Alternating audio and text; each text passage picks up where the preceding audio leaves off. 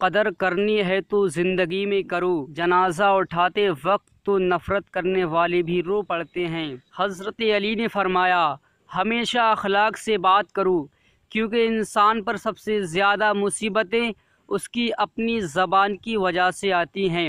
اخلاق وہ چیز ہے جس کی کوئی قیمت نہیں ہے، اس سے ہر انسان خریدا جا سکتا ہے۔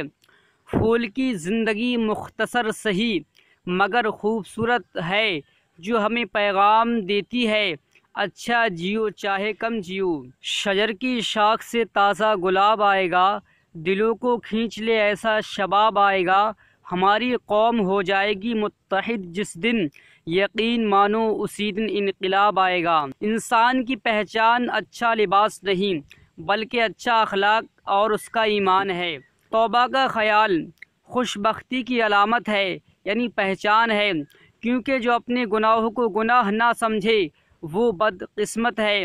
کسی کے گھر بار بار جاؤ تو ہماری عزت کم ہو جاتی ہے، مگر دنیا میں اللہ کا گھر صرف ایک ایسا گھر ہے جہاں بار بار جاؤ تو ہماری عزت بڑھ جاتی ہے۔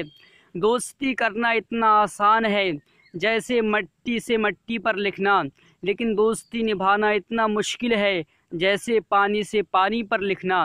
باپ کی باتیں غور سے سنو تاکہ دوسروں کی سننی نہ پڑے۔ آدمی کو جب اللہ سے لینا ہو تو لاکھوں کروڑوں کی چاہت رکھتا ہے، لیکن جب اللہ کے نام پر دینا ہو تو جیب میں سکے ڈھونڈتا ہے۔